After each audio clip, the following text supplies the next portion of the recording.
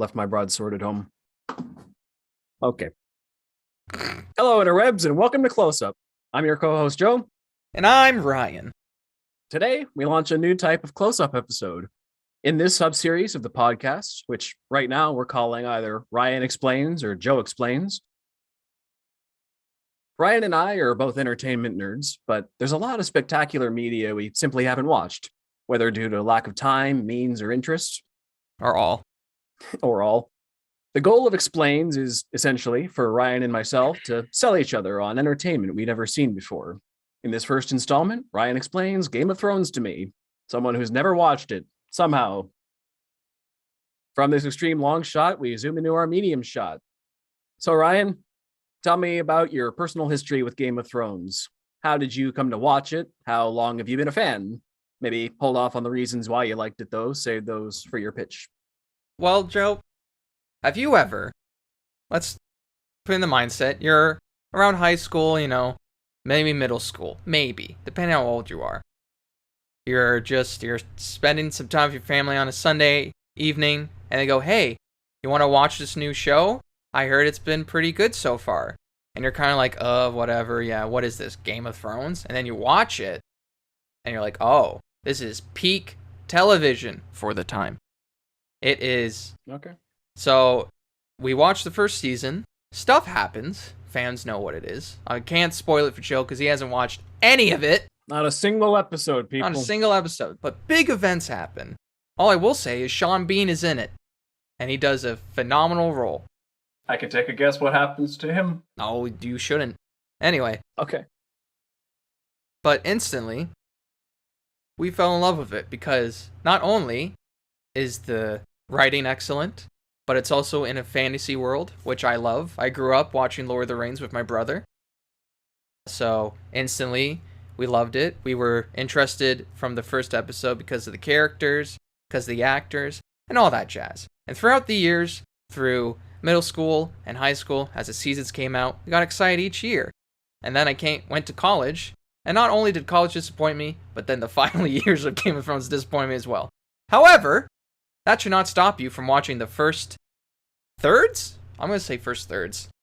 You know what? First 7 seasons. I like the 7th season, all right? And you can come at me if you want.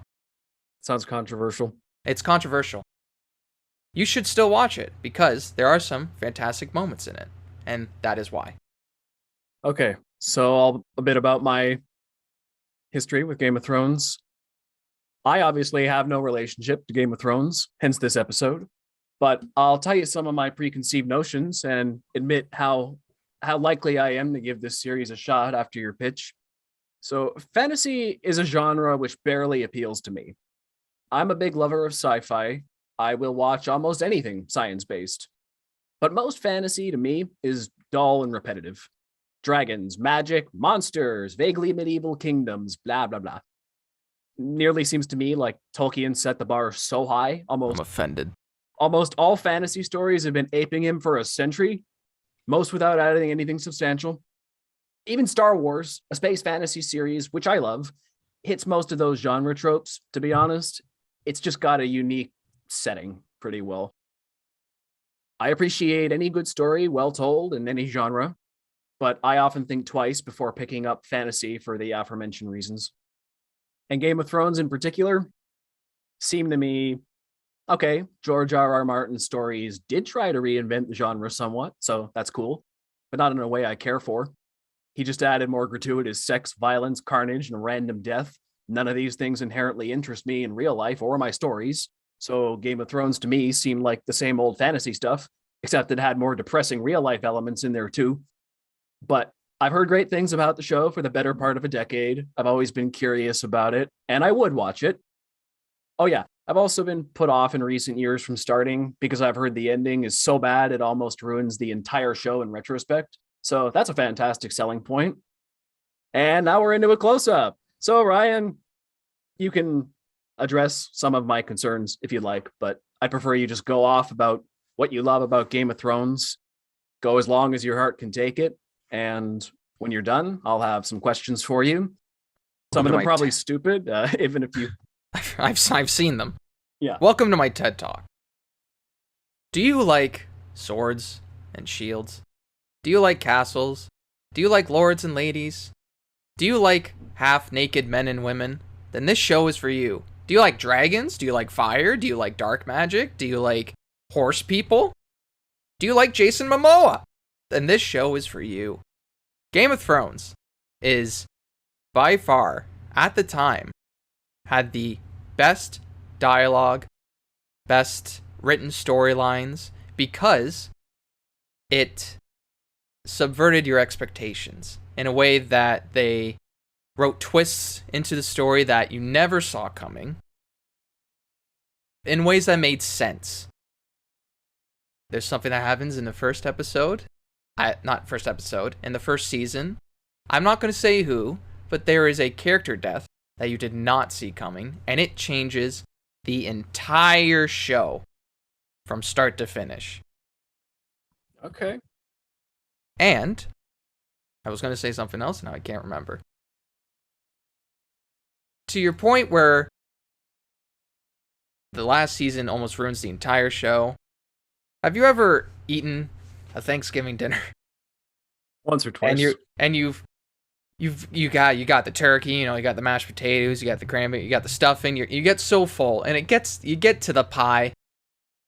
It's an okay pie, but you don't really want to eat it. Is it pumpkin pie? If it's pumpkin pie, I refuse. In this instant, it's pumpkin pie. Ugh. Right. So, you don't eat the pumpkin pie, right? But are you gonna say you had a bad dinner?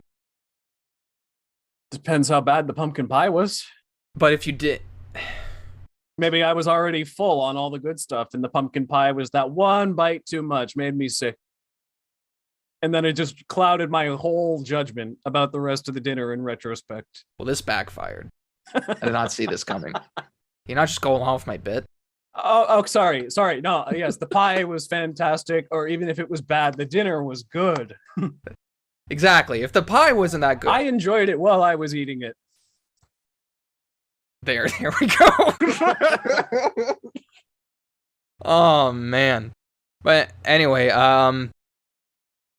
the reason why I love this show so much, especially the first few seasons, is because most of the dialogue and most of the storylines are ripped straight from the books. You can tell if you compare lines from the show to lines in the books, they're very similar. George R.R. Martin's just dialogue and the way he creates these characters and how they speak and the individuality between each of them is so great. There's one character I kind of want to go into. His name is Peter Baelish. He has the nickname Littlefinger. They never explain in the show why he's named Littlefinger, so I don't know. Like I couldn't tell you. He's one of the top lords that helps run the Seven Kingdoms. He's not the king, but he's a few levels under. Okay. And he's a master manipulator, and some of the dialogue that he says are amazing. There's one where it says, "Chaos isn't a pit, chaos is a ladder, but you try to climb it." There's that whole speech. He kind of gets, as everybody does, gets worse off as the season go. However, I'm trying to defend it the best I can. I know this is a challenge. You're not on defense yet. I'm on defense. You're just saying, what do you like about Game of Thrones? That's what this is all about. I love it. You're just raving. Dragons, swords. You'll defend when I start attacking, okay? Dragons, swords, boobs. That's what this show is all about. And I will say, the naked people gets less egregious as the seasons go on. Because this was around a time, again, this show premiered in 2010, where it wasn't really that big of a deal. And then, as seasons go on, people understood more, like, we don't really need to see people having sex on screen. I feel like that's not entirely true, though. It's not entirely true. I feel like in 2010, it was a big deal to see gratuitous sex on TV. And then people were kind of like, yeah, but do we need to? But like back in 2010, that was still novel. Yeah, it was still, yeah. Maybe it was just starting. I feel like shows weren't really doing that too much. It's also HBO. They don't give a fuck. Oh yeah, HBO's been doing that. They really for don't decades. care. HBO's great. We love them. And the reason we're talking about this is because of the new prequel show that's coming out in August, which looks okay. I'm not entirely too excited because it's set 300 years or something beforehand, and it's like, that's not what I wanted. I wanted Robert's rebellion, which they talk about a lot in the first season, and it's such a great storyline. And I wish I could tell it all to you in an hour, but I can't because I know Matt Smith's in it, and that's literally all I know about Matt that Smith? prequel show. the 10th Doctor, 11th. 11th. Fuck, 10th is David Tennant, isn't it? Yeah. Shit. We're gonna do Doctor Who on another. You won't convince me on that one. I dare you. Oh, that one's gonna be fun. If you're so dead set against it already, that one's gonna be fun. No, I've seen clips of them two separately and then both of them together in their one episode, and I think Day of the Doctor. It is brilliant. But Game of Thrones. What else do I love about Game of Thrones and not about Doctor Who?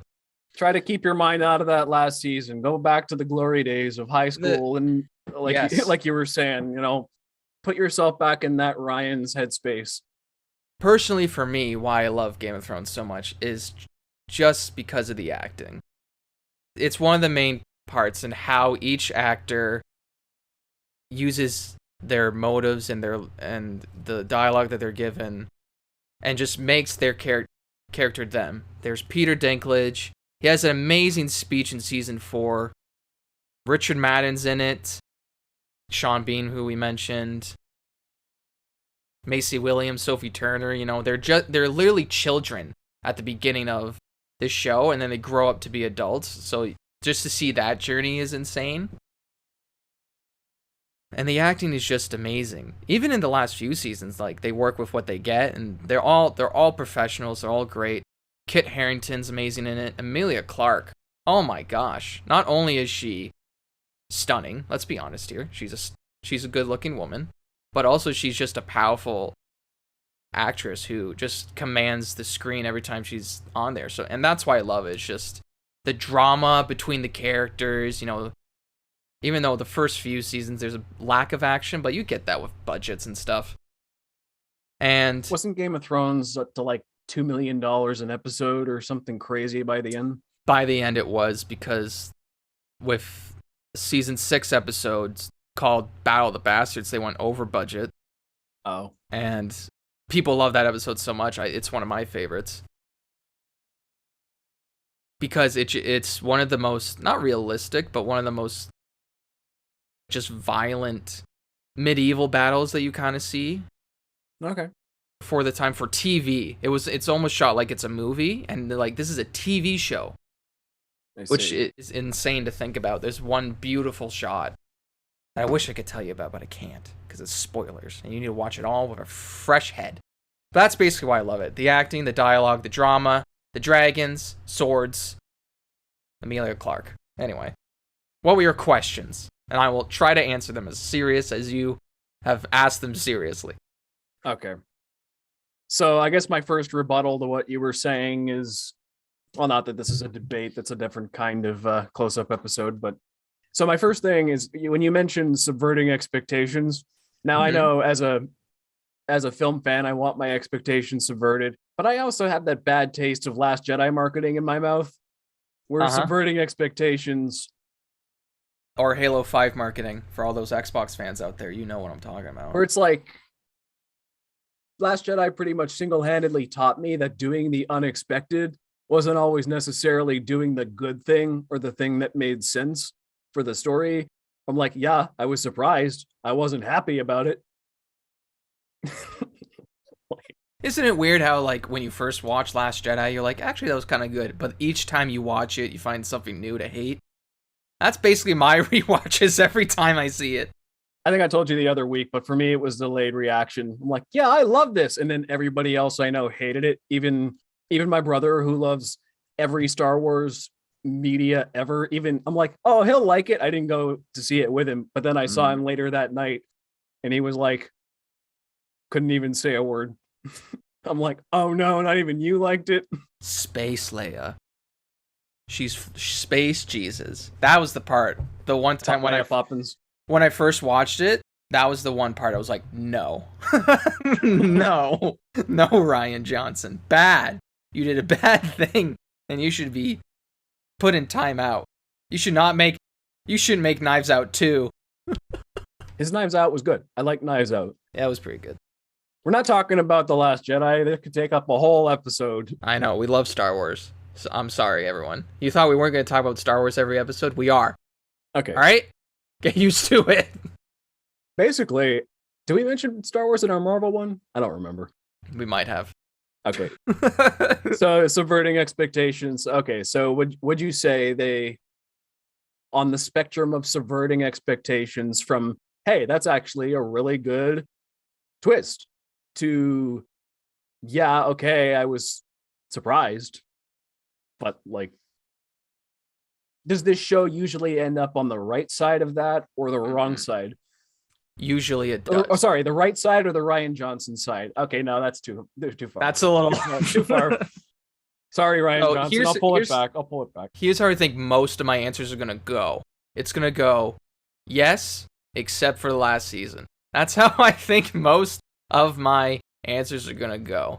There was a lot of shock value in the first few, especially the first 3 seasons. But they are set up well, very subtly, and it is for the sake of shocking you, but it's in a way where in the world that we're in, it makes sense. Like the character death, who I will name nameless, but from context clues you could probably get. It is set up pretty well, and the character's decisions to kill that character, you understand. Don't look it up. I'm making some notes for anything you're saying that's convincing me. I'm putting down so I can write a cap in the. There's a major thing that happens in season 3 where if you go back and watch season 3, knowing what happens, you can see the context clues that happened.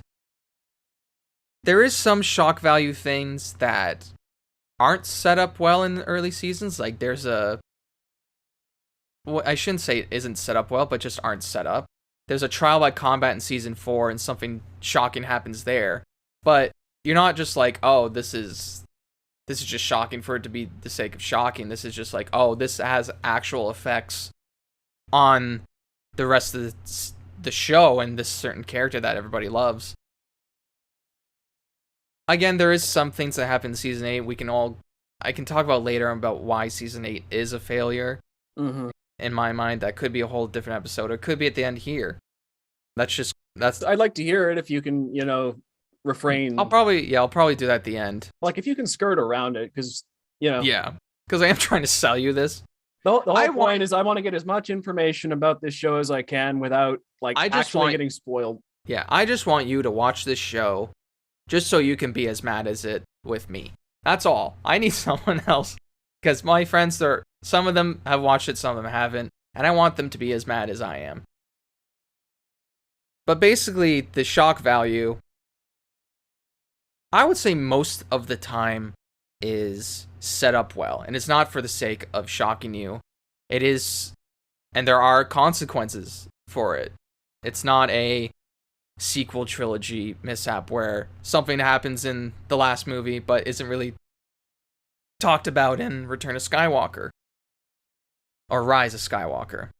Whatever it's called. There's a lot of R's. Okay, there's a lot of R's. It out. And that's basically it. Yeah, I would say most of the time it is written very well. Again, every example I could give you is a spoiler, and I'm not going to do that. Yeah. So that pretty much answers. Even with some of the weaker shock value stuff, even later seasons, you can kind of make the argument where it does still have effects on the show later on with the last few episodes. Even though it's not really set up properly, it's just bam, something happens. However, it still has effects on the world afterwards. So that's still good, at least. Okay. So that pretty much answers my first question, which was, is the sex, violence, and shock content as gratuitous and unnecessary as I think it is? Which you were talking more about the violence and the shock about the shock content, yeah. But is the sex and the violence as gratuitous as I think it is, or is it? Well, here's the thing. Looking at, again, growing up as a kid and you're developing, let's put it You say you started in late elementary school. Yeah. Yeah. You're developing a little bit, Probably and grade 7, grade 6 or 7. I don't know. I don't know when I started watching the show. It could have been grade 8. Yeah. And you saw it's awkward to watch sex scenes with your parents. I think we can all acknowledge that. 100%. No contest. And I will say, one of the things that does get better later on in the season is that they tone down the sex a lot. There is, I think it's mostly in season 1 where there's a bunch of sex. There's literally Peter Baelish. He talks about his entire backstory where two women. Let me say that again. Take 2. Peter Baelish is talking to 2 women who are going at it with each other. They're basically having sex on screen, and he's talking about his whole backstory, which I think the writers called sexhibition instead of. Okay. Yeah. So I would say now watching it now in 2022, there's some times where you're just kind of like, okay, let's get past it. A lot of the first season, it's like there's just a lot of sex, but you kind of understand it in terms of what's happening in the world right now. It's kind of in peace times, everybody's bored or whatever, they're just banging and whatnot. And it's not like every scene someone's having sex. It might be every episode, but it's not every scene. So there is sometimes where it is a little graphic. So I would say it's a little excessive at first, but as the seasons go on, it gets much better. Like Emilia Clarke, she gets topless a lot in the first few seasons, and I think she stood her ground after maybe season 5, and she was like, I don't want to appear naked after that. I think it's like, why? Just because I not for her. I just mean, like, from her perspective, like, why am I doing this? Yeah. Is this actually, what's the artistic reason behind this? Is it just to show me off like a statue, or, there is one objectifying me? So yeah, there is a few times I think she was feeling objectified. I don't want to put words in her mouth. Yeah. There was one time she did say she didn't want to appear naked ever again, and then she does appear fully nude in season 5, I believe. No, season 6. But that's because it made sense in terms of the story and a callback. Yeah. I just feel like those scenes are usually objectifying. So most of the time, yeah. It's like we were talking about in the Batman, like with the male gaze and whatnot. If there's a man and a woman both naked in the same scene, you can probably guess that the camera's focusing more on the women. Yeah. And like, yeah, maybe if it was pretty even 50-50, like, okay, if we're objectifying the men too, it's like, okay, well, yeah, obviously nobody should be objectified, but at least if it was 50-50, it would be like, yeah, okay, like, everybody's going through it, but it's pretty one-sided. Yeah, that's the one part in terms of just, I think the sex in Game of Thrones is gratuitous at some parts, but it does get better later on. I will say there is full frontal in every season. Like, there's not one season where someone isn't naked. So there is that. And it's hard for me to say if a certain sex scene fits the story well. Like, I think there is some parts where you can shoot a sex scene but not show anything.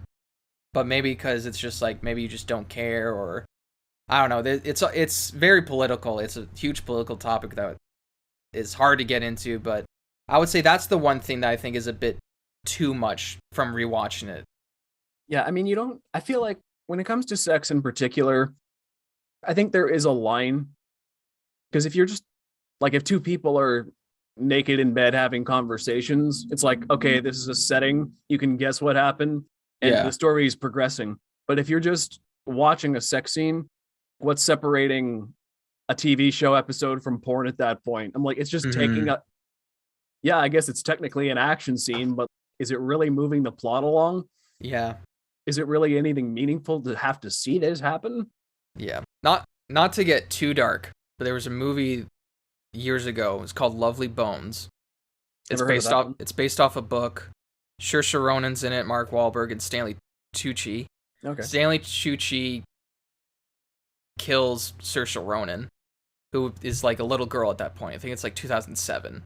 Mhm. And there was in the book, like he's a murderer and a raper, like. Yeah. And there was talk of, and Stanley Tucci was like, I refuse to film that.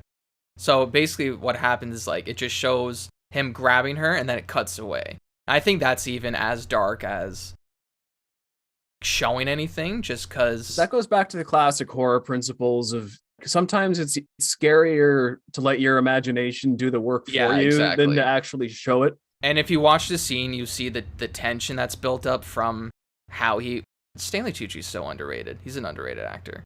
Can't even place his face, to be honest. Have you seen Easy A? No. Oh. I'm just gonna look him up just to see his face. He's like almost every movie, but you know exactly. He's the doctor in Captain America. Oh, is that who he is? Yeah.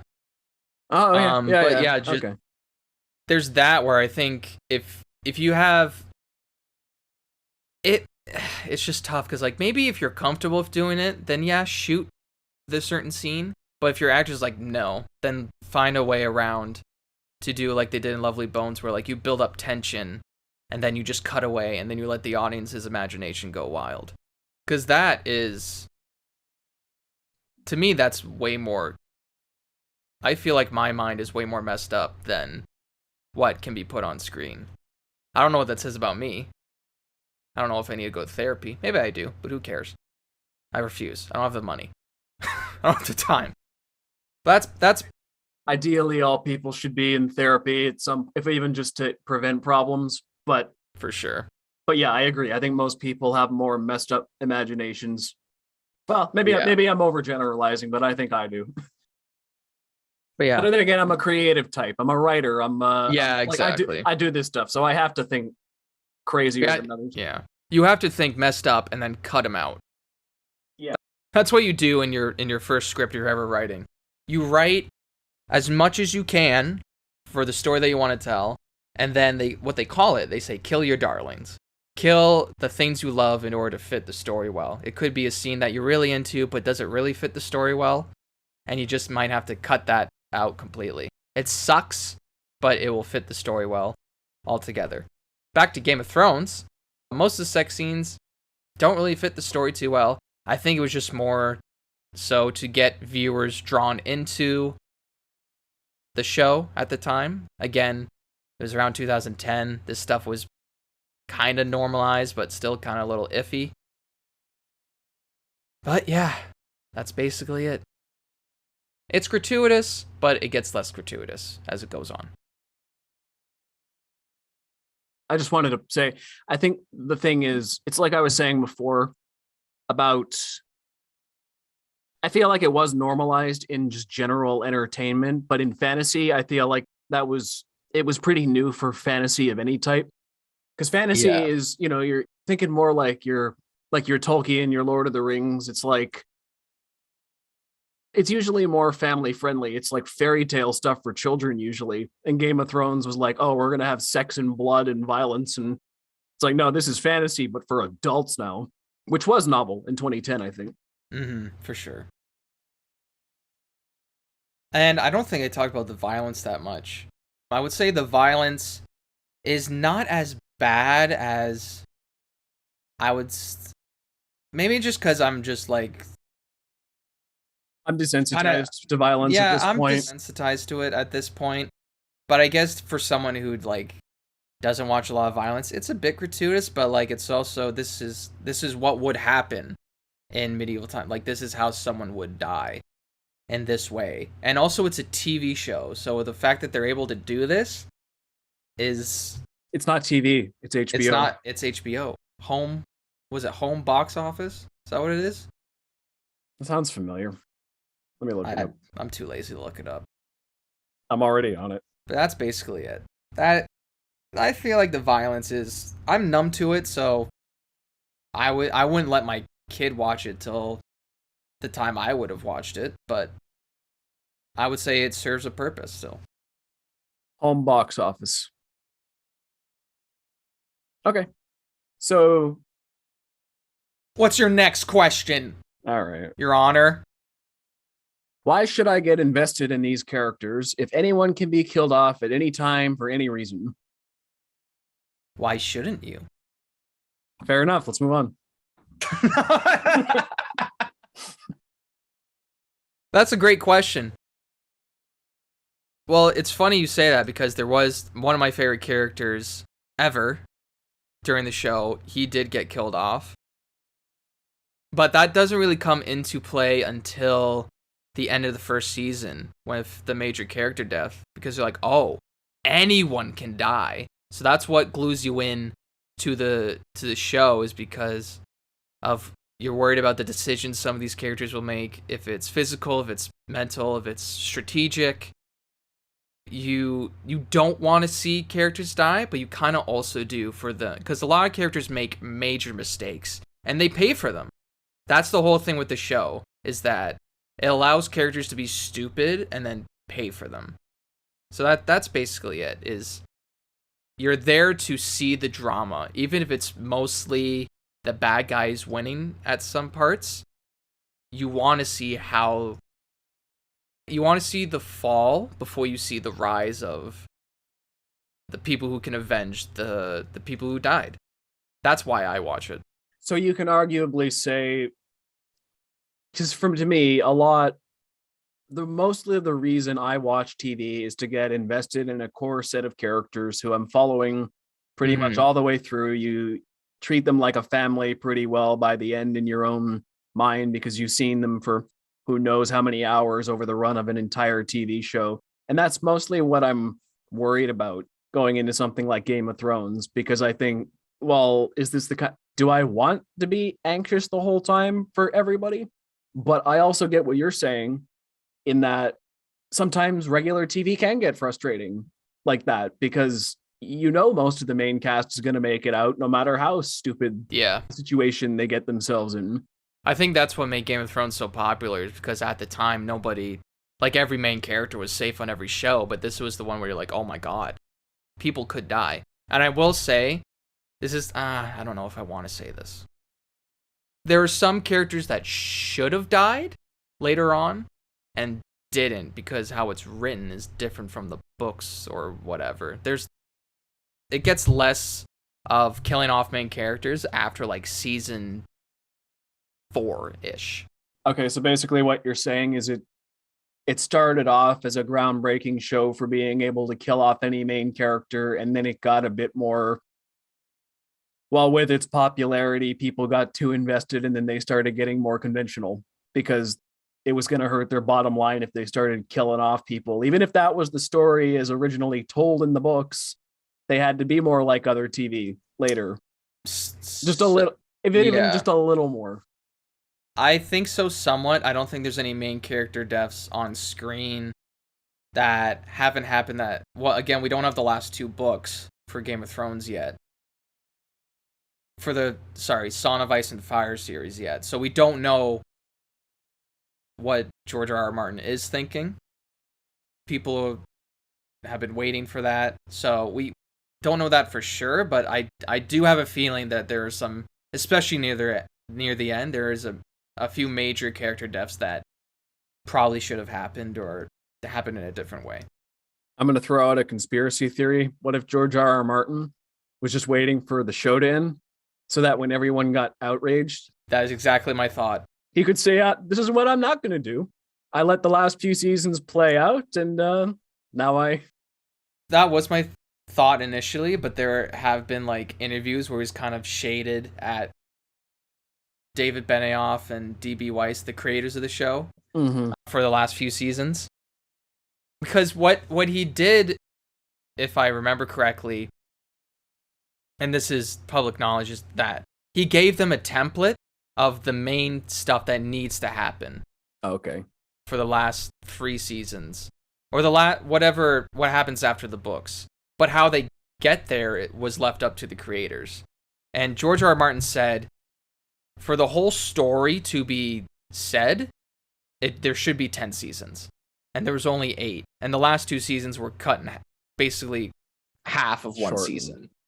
Okay. So there's all that. I'm not doing great selling this, am I? We'll see at the end. We'll see at the end. I'm doing my best. So it's, I had a point. The,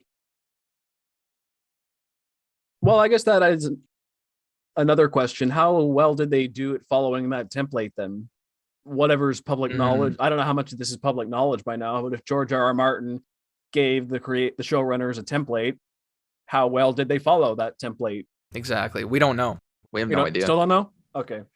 Not public knowledge yet? Not public knowledge yet. That hasn't been shared. I think that won't be shared till he's done whatever this prequel series is, because he's show running that as well, and then he's doing the books, which he's taking forever on, and let's be honest, he's getting up there in age, and people are just worried. Yeah. So that's what they're worried about. But again, he's, ever since the show came out, he's had so less time to write these books. And these are like 1,000-page books that he writes, so I don't blame him for not finishing them earlier.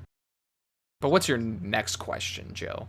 I'm going to skip ahead a few questions and say, just branching off that point, should they have even continued the show past the books, you think? That's a great, yeah. That's a monetarily, obviously. They weren't going to wait the better part of, well, I don't know how long it's been since the last book, but yeah, of course they were going to continue the seasons, I think, because I think the show's big. I think I'm going to answer that question in a way that doesn't answer that question. I'm be very political here. But it's going to make sense, so stay with me.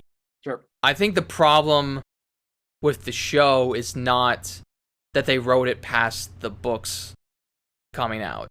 I think there's been some, I can't think of any that come to, I think the Harry Potter movies did that with the last one, maybe? Like Deathly Hollow wasn't out until, or I don't. No, I think all the Harry Potter books were they all out? But they just split the last one into 2 parts because it was such a big book. I think the main problem with the show is that they call them D&D, which is really funny.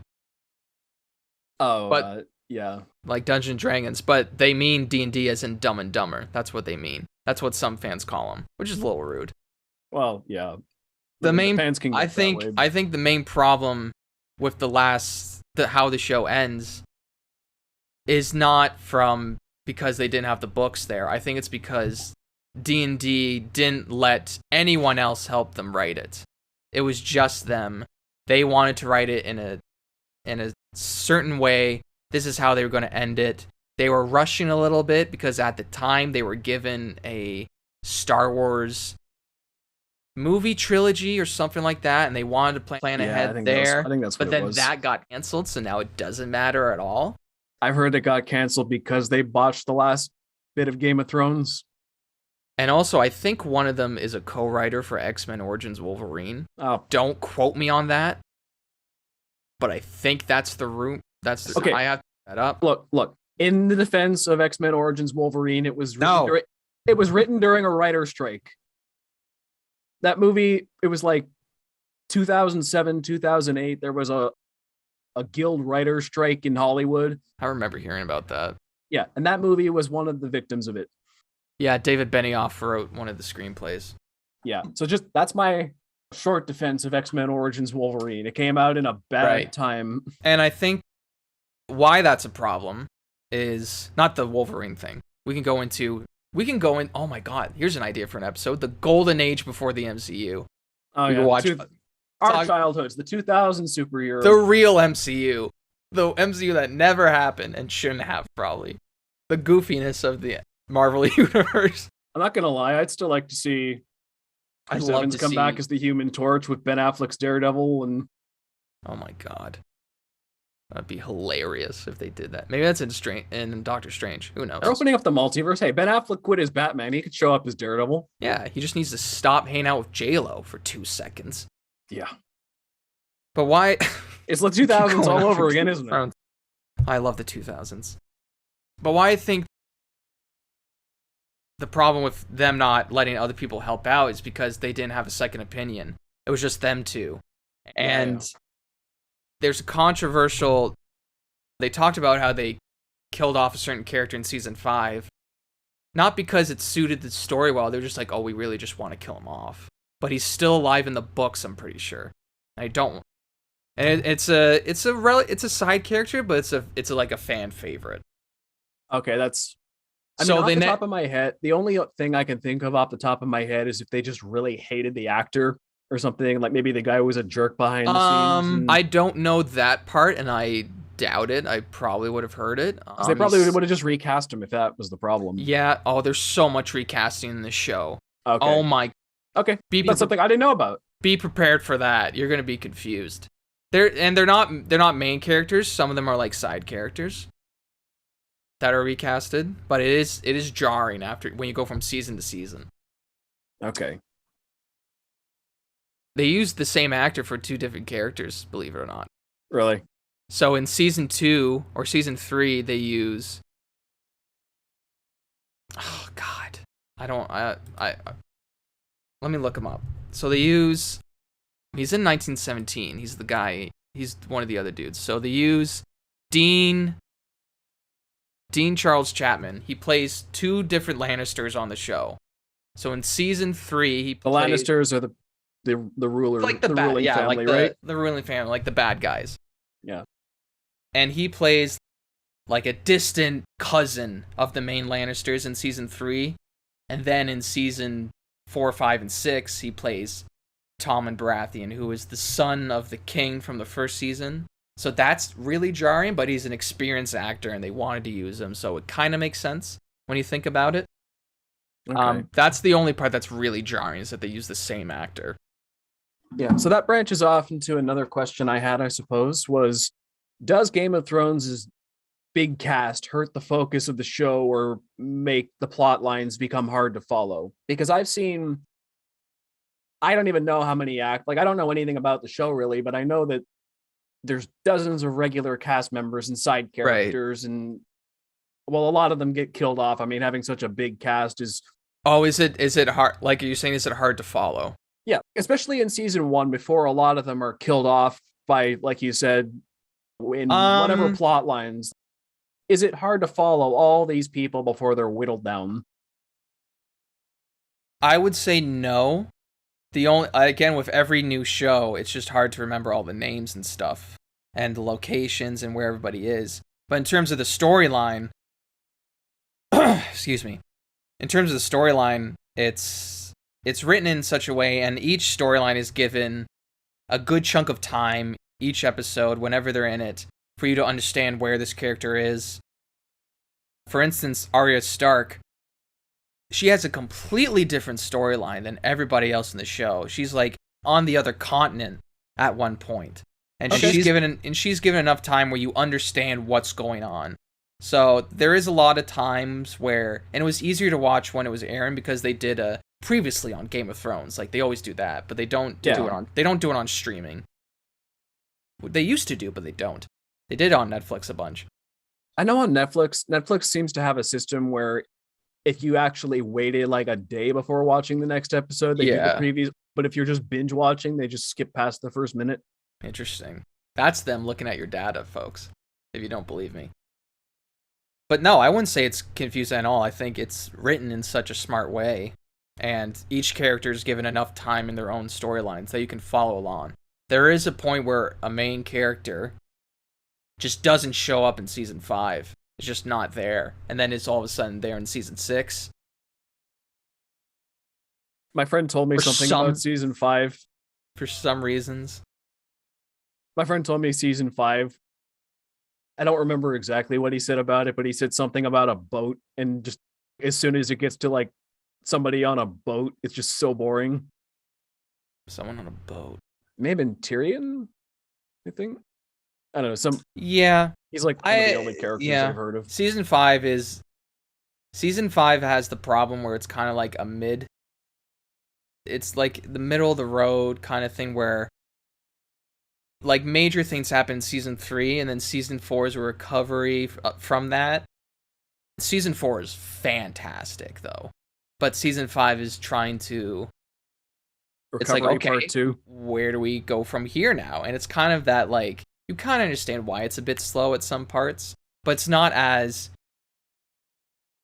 big of a spectacle as you expected it to be. So I can understand that. But to answer your question from before, no, I think Each storyline is given, no matter how good or bad each storyline is, they're given enough time each to, in order to, each time respectively for each character. Okay. Well, that's good to know. Sometimes more than you want. Depending on who you like and who you don't like. Just say for the record, who don't you like? You don't have to talk about their stories. You don't have to go into why, but just Bran. And everybody who knows the show knows why Bran Stark sucks by the end. Anyway, I'm not going to go into it. Okay. Because I can't go into it if I did, it would ruin the show. And I'm trying to sell you on the show. True. I have nothing against the actor. I have everything against that's written about him. So now a couple of joke questions. Just from the few things I know about Game of Thrones. Mm-hmm. Number 1, why does Jon Snow know nothing? Because he's never been with the woman, Joe. Okay. And he meets a woman beyond the wall. And beyond the wall, she flirts with him. And that is the saying that she says when he tries to outsmart her. And she goes, "You know nothing, Jon Snow." And that's her little meet cute with him. And they have a cute little storyline. And just so you know, those two actors, Kit Harington and Rose Leslie, are married in real life. That's nice. Isn't that sweet? And I think they have a child together. Oh. It's really cute. They were a cute couple on the show. So is that like really early in the show then? That's like season 2. Okay. And my second kind of joke question. What the heck is winter and why is it coming? Is it a metaphor or are they just scared of the cold? Oh, this is a great question. So winter is... So the seasons of the show, like winter, summer, spring, autumn, work... Okay. It's like Avatar The Last Airbender sort of. Kind of. Breaking up the chapters. It works vastly different than our regular world. When we start off in season 1, summer has lasted for 9 years. Okay. The longest recorded summer in history. And winter basically is... It's just... There's not really a spring or a fall from the show that I can remember. Mm-hmm. But basically what winter is, for some people, it just means the entire continent is going to be in snow. You're not going to be able to grow any crops. So there's a few talks of people talk about, oh, we have enough provisions to last us 5 years. After that, some of the poor will starve or whatever. So basically, what winter is for some people is just them talking about we need to get prepared for winter so we all don't starve to death, because the entire, not just part of the continent is going to get snowed, the whole continent. It sounds like a really cool premise, actually. But with what the real reason what winter is, and winter is coming, is the saying for House Stark, which is the main house, the one you cheer for, means the White Walkers are coming, which are basically ice zombies who want to kill everything.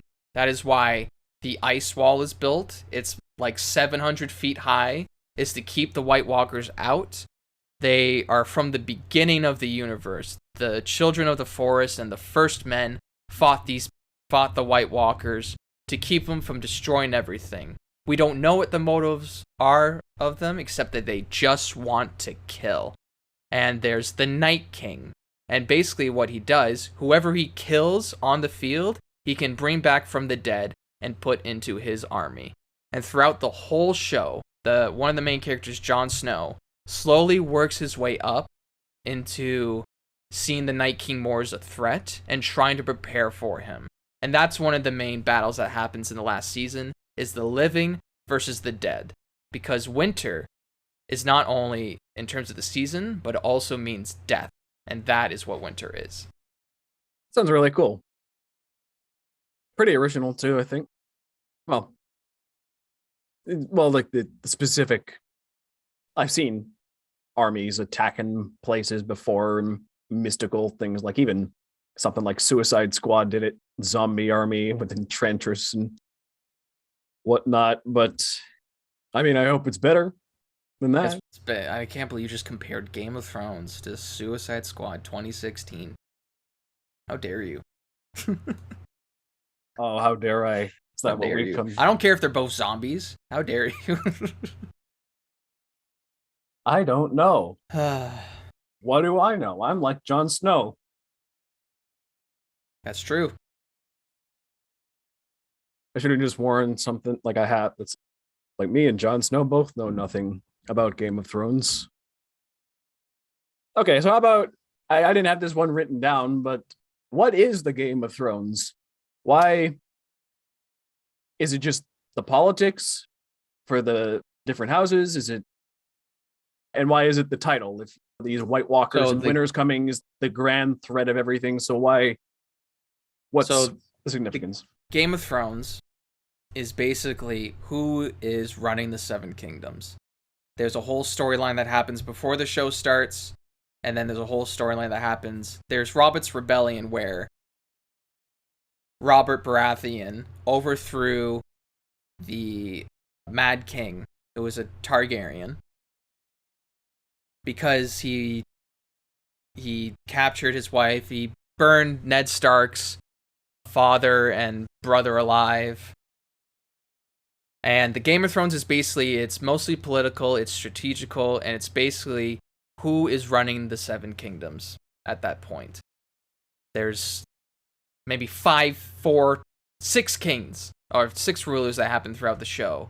And each strategy, or each move that every person makes, is either for or against the Game of Thrones. There's a great line between, or a great dialogue between Cersei Lannister and Ned Stark in the first season, where Cersei Lannister says, "You either play the Game of Thrones or you die. There is no middle ground." I've heard that quote. And it's Lena Headey and Sean Bean, and again, it's 2 amazing actors. Just combat. There's also something about this show where it's not just people fighting with violence or fists, it's them fighting with dialogue. And to me, that it's way better than some of the action that's in the show. And that's what basically the Game of Thrones is. It's just the political game, not only to become the ruler of the Seven Kingdoms, but also to keep it. Each move you do has to be in order to play the game well, and it's basically a way for you to survive. And not only does the king has to do it, the queen has to do it, the people trying to fight the kings and queens have to do it, the hand of the king, which is the second right-hand man that Tywin Lannister, Peter Dinklage plays. He even says, "I love playing the game. I think I play it well." Okay, so I'm probably going to regret asking this, and you don't have to answer if it's going to be major spoilers. Mm-hmm. But does the Game of Thrones? You did say there's 6, 7 rulers by the end of the in 8 seasons. So does the game pretty much always end in the current leader's death, or is it exile, or is it nearly like an election sort of thing where they're just dethroned? Are there different ways for new houses to take over, or is it pretty much always violent coup in the end? Or Well, the thing is, when I say different leaders, I mean different leaders in like the same house almost. And there's different houses trying to overthrow the current leader? let's say the Lannisters. That's what they are. They're trying to overthrow the Lannisters. Okay. That's the Game of Thrones. I see. It's military strategy, but it's also political strategy. It's who do you ally with? It's who's. So there's one main house in control of the kingdoms, and Yes. then all the other houses, pretty much the whole show, are trying to break in to take out this one house and replace it with There's themselves. also, in the first 4 seasons, the main, like the top guy in the Lannister house is Tywin Lannister, who is played by Charles Dance. Okay. He is amazing. You love to hate this character. He's like, he plays the smug rich guy who puts a lot on his children to do better because he just has this idea that his house is the greatest, the richest. And you love to see him just push everybody's buttons. And he was one of my favorite characters, even though he's probably the most hateful character on there. I loved him. So if you love watching villains as much as your heroes, you will love Tywin Lannister. Okay, well, that also gives me another question: is how are the antagonists on this show? Because you only root for your heroes as much as you root for the bad guys, and you seem to, well, as much as you only root for your heroes as much as you hate the bad guys. I mean, Right. but you seem to like this one villain, and the White Walkers seem like a cool premise. I don't know how they pulled that off, but just how are the antagonists and the threats in this show? Do they measure up? Are they compelling in their own right for the most part? I would say the build up for the White Walkers is done very well, because it's just this overwhelming threat of, they're basically the embodiment of death. They're just saying, yeah, this is certain. This is going to happen. So you better be ready for it. And with the living antagonists, I would say most of them are done very well. Like the Lannisters are done very well. Charles Dance, who plays Tywin Lannister, the dad, who is the top dog, I said, he's written very well. Cersei Lannister, who, Lena Headey, is the queen to the king in the first season. And she always has a glass of wine in her hand. And the way she acts, she's the best political strategist besides her father in the show, and you love to hate her. Just, there's even a Jimmy Kimmel interview where she talks to him about a fan coming up to her and go, "Hey, are you that bitch off Game of Thrones?" And she's like, "It's kind of a compliment." It's cool. And I like people who embrace their role as the bad guys. there's even some antagonists in the show that just go at each other. Like, there's this one character who I can't really tell if he's a protagonist or an antagonist, but his name's Stannis Baratheon. He was the brother to the king, and he's trying to retake the throne because stuff happens. Illegitimate children are born or whatever, and he thinks he has a right to it. And he kind of fights the Lannister. He fights the Lannisters at the end of season 2. And you don't really know who to root for, but you are fine with either outcome because they're written in such a great way, where the only people who are really protagonists are the Stark family. Everyone else is kind of antagonists. And I keep quoting people from the show just off the top of my head because I've just been watching it. Stannis says at one point to his right-hand man, Sir Davos, he says, "You can't ignore the good from the bad, nor the bad the good. You're just who you are." Mm-hmm. So I would say I personally watched the show because of the antagonists, because they add so much drama to the show, especially Charles Dance. He's just one of the greatest television villains of all time, in my opinion. I just think he's written so well. He's acted brilliantly. Just I don't think he won any awards for it, sadly, because I think other people in the show won awards for their performance, but he deserves all the praise. He was one of my favorites. And there's one protagonist in the Lannister family who is Peter Dinklage, and he's played very well. Jaime Lannister, who is the brother of the Queen, he starts off as an antagonist and slowly becomes a protagonist, and seeing his storyline throughout the whole show is done brilliantly. It's smooth. You understand the events that happen to him, changes his whole character. There's lines that he says in season 7 or 8. He goes, "I'm not that person anymore," because he's very cocky at the beginning. He's the pretty boy. They call him the Kingslayer because he killed the Mad King. He stabbed him in the back when the Mad King was going to burn everybody to the ground, but no one knew that except him. So he just has to live with this guilt that he broke the oath, so he became cocky. But later on, throughout the seasons, he becomes more vulnerable. He professes that the reason why he killed the Mad King was to save everybody, but no one knew. And it just changes the way you see him. Like, you hate him at the first 2 seasons. I hated him. And then, as you go on, he became one of my favorites. That sounds pretty cool. Again, it's the Thanksgiving dinner all over again. The turkey is the best part, right? Who cares if the pumpkin pie is a little rotten at the end? Good transition again, because I guess that brings us to our final question, the big one. Does the ending actually ruin the whole show? Do I want to invest my time only for all of it to be wasted in the end? Because I've heard that the whole show pretty much builds up to one big thing at the end, and it really rubbed people the wrong way. And if the whole show is building, it's like I basically heard it as pretty much the equivalent of his every Marvel movie built up to Infinity War and Endgame, and then Infinity War and Endgame sucked. Oh my god. Thanos wins twice? Oh my god. So, how do I do this? How do I do this without spoiling it? Here's the thing.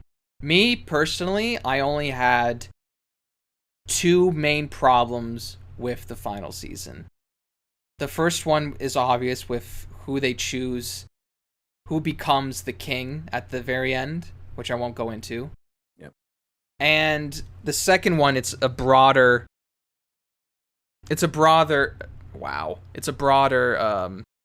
way of saying things, but the main problem with it is not what happened, it's how it happened. It's the execution of everything that happened.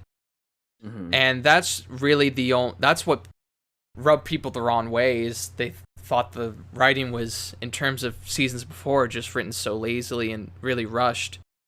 But you still see the main events happen. Like, you still see the long night, which is what happens when the dead and the living fight each other, and it's still done very well in terms of battle. It's an hour and a half long episode. They shot it for 90 days. For a TV show, that is insane to do at the time. That's ridiculous. It's ridiculous. For a TV show, yeah. And they took a year off between season 7 season 8 to finish this last season, which is why everybody was so hyped for it. And when the stuff happened, they were very disappointed. There's the bad...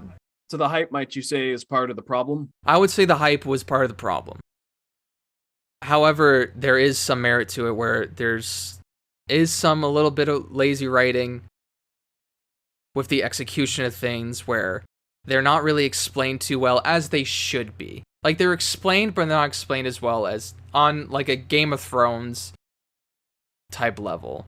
Like, say you go to a 3-star restaurant and you order a Wagyu steak, because that's the top tier, right? But they bring you like a steak from Montana's, which is still good, but that's not what you ordered and what you expect.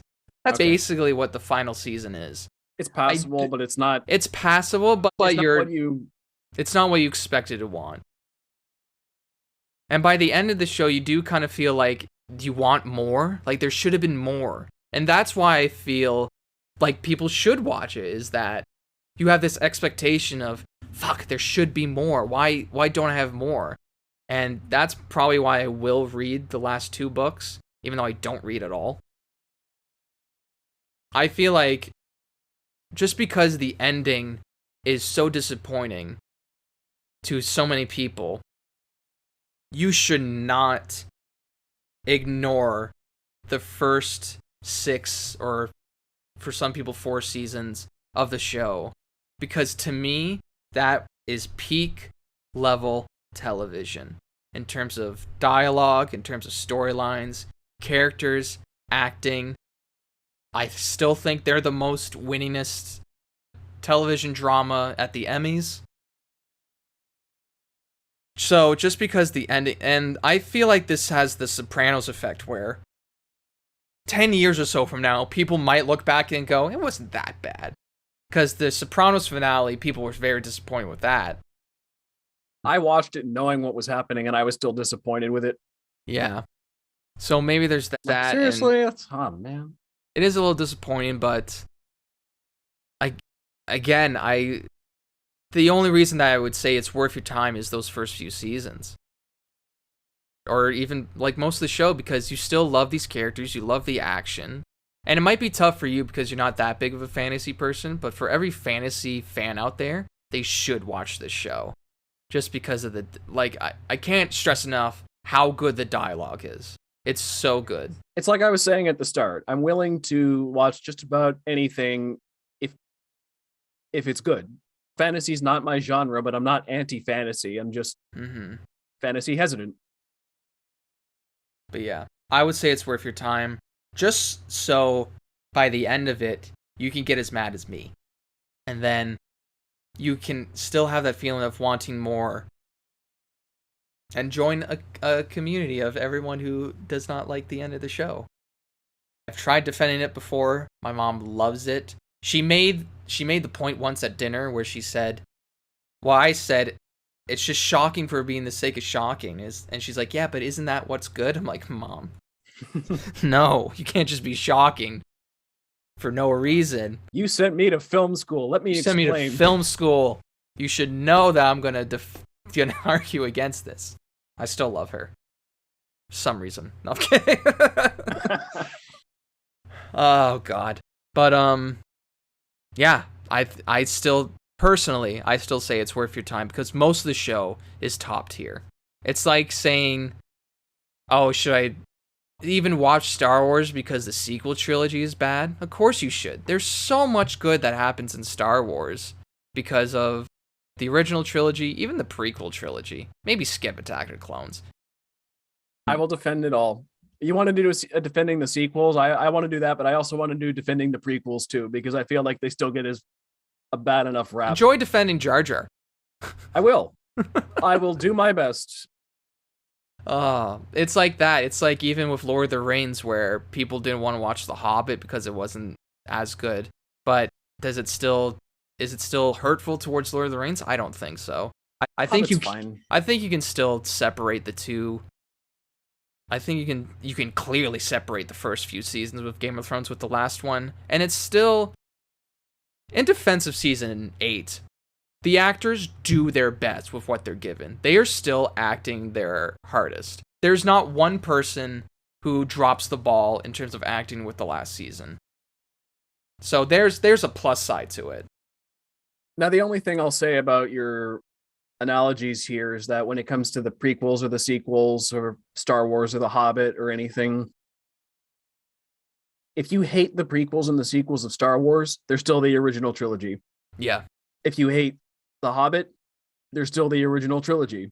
Game of Thrones is just one show with a continuing story. It's like saying, if the Game of Thrones prequel sucks, I'll still have Game of Thrones, but do you really? Because that story didn't end in the best way.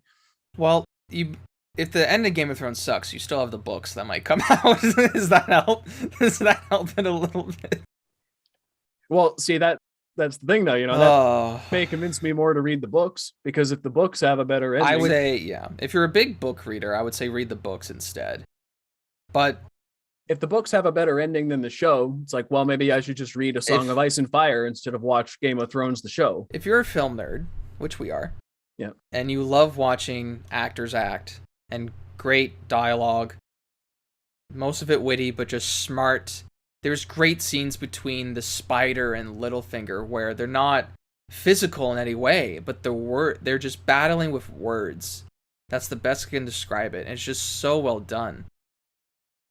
Maybe what I should be hoping for is something like watch Game of Thrones up until the books ended, and then wait for George R.R. Martin to release his books and hope to God the cast comes back for audiobook reads. Just as like a happy medium.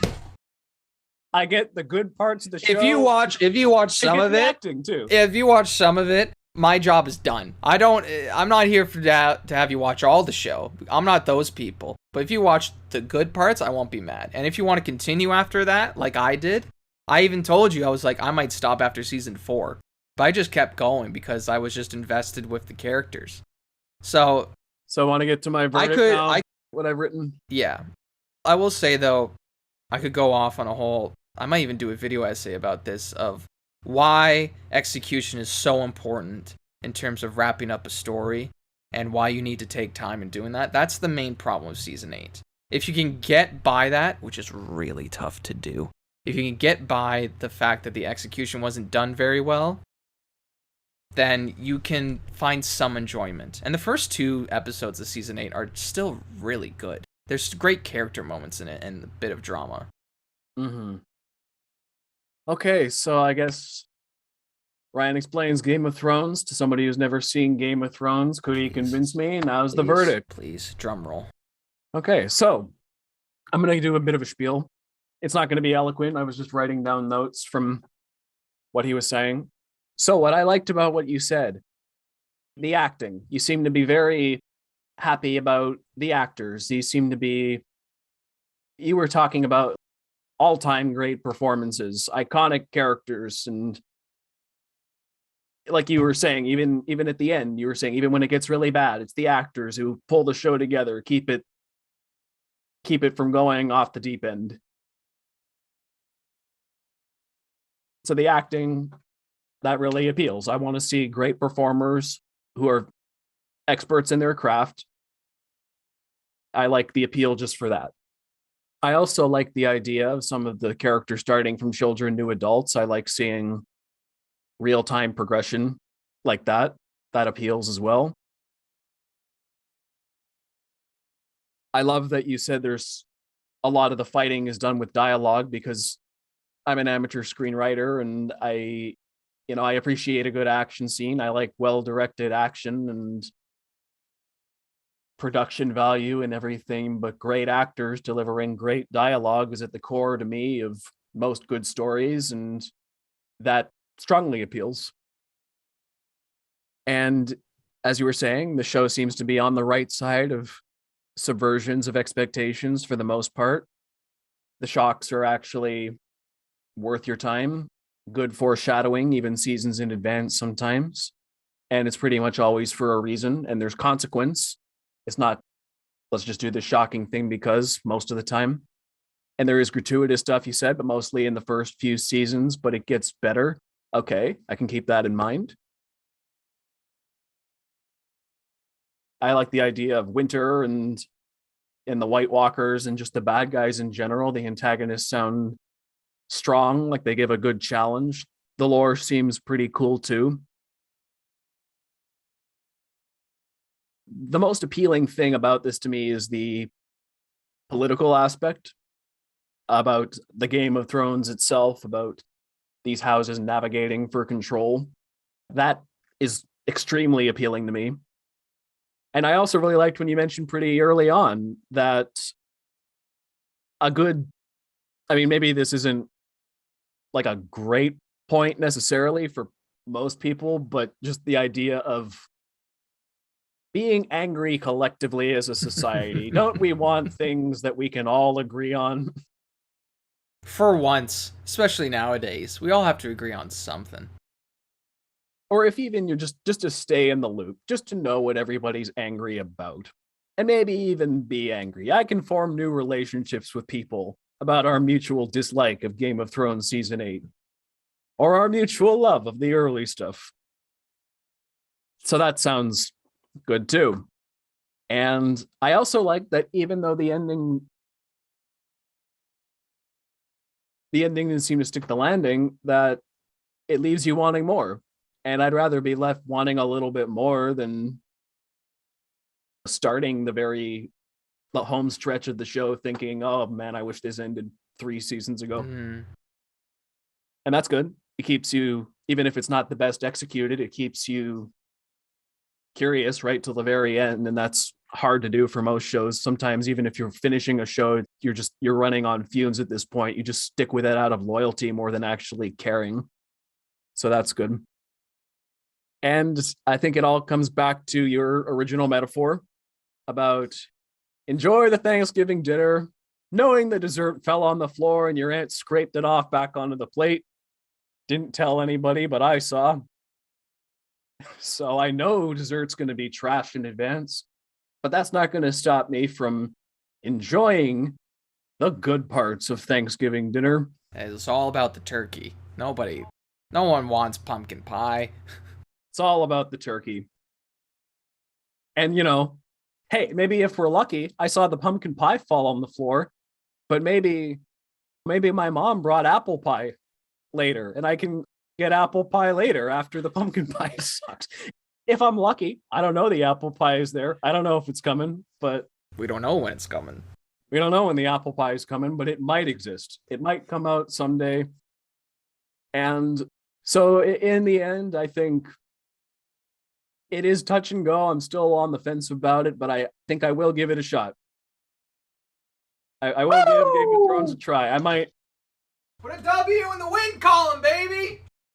Play the Game of Thrones theme in the edit. I don't care if you get copyright and strike. Da da da da da da da da da da. And that's all I'll do, so I don't get striked. That's the Rocky theme. I feel like a winner. I convinced someone to watch the show that has the most disappointing ending in the TV film industry. Will I finish it? I don't know. That wasn't my goal. My goal was for you to watch it. But I'm willing to start at season 1, knowing it's not perfect in season 1. It gets better. It seems like the good is worth starting it for just to see. Even if the ending is bad, I know it's bad in advance, and that ought to be able to help it go down a little bit easier, even if I don't get that far. But I'm not really a quitter when it comes to shows. If I get 4 or 5 seasons in, I'm probably going to finish it. I'm not a quitter either, unless it's Walking Dead. Yeah. I feel like it's a little bit different when you're watching shows in real time. Because Game of Thrones season 1 to 8 is out, I'll probably just keep going after a certain point. But if I had to watch those 8 seasons in real time, I might be a little more likely to check out eventually. Yeah. If I wasn't feeling it week to week. Walking Dead's still going, eh? Yeah. My Lord. None of the protagonists are even on anymore. Just end it. And Negan's a good guy now? What the fuck? I saw a clip. They're all hanging out. Maybe you should explain Walking Dead to me another time, because I've never seen a single episode of that show either. I don't want to. Yeah, okay. I don't like the show. I'm not a zombie guy either. I'm not huge on fantasy, and I'm not a zombie guy. Zombie things are boring now. Let's be honest. I feel like zombie things have always been boring. Unless it's in Game of Thrones and they're ice zombies. That's completely different. Completely different than Suicide completely Squad different. Zombies, apparently. There's no King Zombie in Walking Dead that I know of. There isn't. The show's been going on for over 10 years. There's probably a King Zombie. There might be. I don't know. Could be Rick. Yeah, that's the twist ending. Rick, they made into a zombie. Rick. Carl. Daryl. As long as Daryl's on that show, I think it's going to be successful. Probably. He's the one all the girls fawn over. Is he the one with the crossbow? Yes. Is that his shtick? Yes. Yeah. I feel like that's another one with kind of Game of Thrones syndrome, just killing off people left and right, and you never know who's going to survive. And yeah, that they were kind of competing against each other because they came out around the same time. Mm-hmm. Okay, so do we have any more to say on this, or should we wrap up this discussion? I think I won. So that's all I gotta say. I think I've convinced you to watch some of it.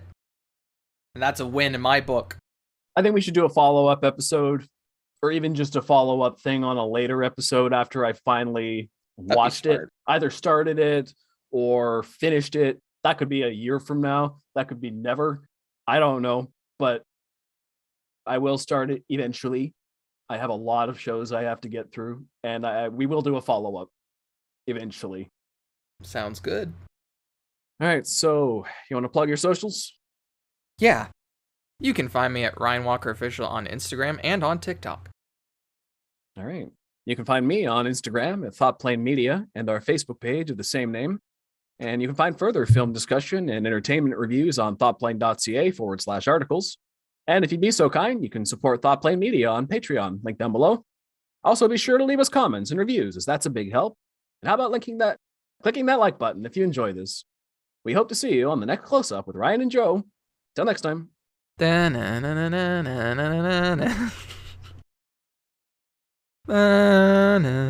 Copyright strike. See ya.